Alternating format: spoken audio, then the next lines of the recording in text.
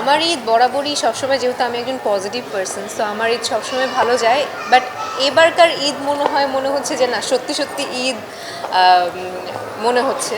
কারণ এই এক্সপিরিয়েন্সটা হচ্ছে আলাদাই এক্সপিরিয়েন্স। প্রথমত আমি বলে নিই, আমি আজকে খুব বেশি কথা বলতে পারবো না, কারণ দম আমার কাছে এমন একটি প্রজেক্ট, দম আমার কাছে এমন একটি কাজ যেটা সবসময় সারাটা জীবন আমার কাছে অনেকটা বেশি স্পেশাল হয়ে থাকবে। আমি খালি এক্সাইটেড হয়ে আছি কখন আমি দর্শকদের রিয়াকশন দেখব, কখন আমি ওদের সাথে বসে সিনেমা দেখব। সো এটার জন্য আমি ওয়েট করছি। সো এর জন্য আমি বেশি কিছু কথা নাও বলতে পারি। তো আমি সবসময় বলবো আমার জিনিস তো আমি ডেফিনেটলি এগিয়ে রাখবো।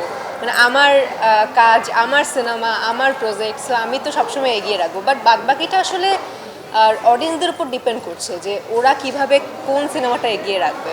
বাট আমি এইটুকুই বলবো যে যেহেতু আমাদের সিনেমা এখন অনেক বড় হচ্ছে, প্রত্যেকটা সিনেমা খুবই ভালো হচ্ছে, ইন্ডাস্ট্রি বড় হচ্ছে, সো সব ছবি আসলে এগিয়ে থাকুক। চিজি আইসক্রিমের সাথে ভেলভেটি কেকের মিশ্রণে পোলার রেড ভেলভেট আইসক্রিম। মন ভালো থাক। কোথায় ঈদ ছাড়া দেখা যাচ্ছে না এখন। ঈদ ছাড়াও সিনেমা আসছে, এবং প্রডিউসার ডিরেক্টর যদি মনে করে যে পূজার সিনেমা ঈদে আসবে, তো এখানে তো আমার কিছু করার নেই। কি বলেন?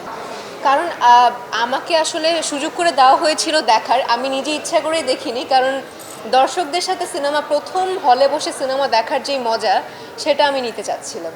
তো এখন পর্যন্ত ডাবিংয়ে আমার দেখা হয়েছে, বাট এর বাইরে দেখার সুযোগ থাকা সত্ত্বেও আমি দেখিনি। এইটা আসলে আসলে দেখেন, এই ব্যাপারে আমি অনেক বেশি বলতে পারবো না। এটা আমাদের অভিজ্ঞ প্রডিউসার এবং ডিরেক্টর বসে আছে, সেই ভালো বলতে পারবে। বাট ওয়েট করি না, আসলে ভালো জিনিস তো আসলে আস্তে আস্তে স্প্রেড হয়। তো দেখা যাক কী হয় পরবর্তীতে।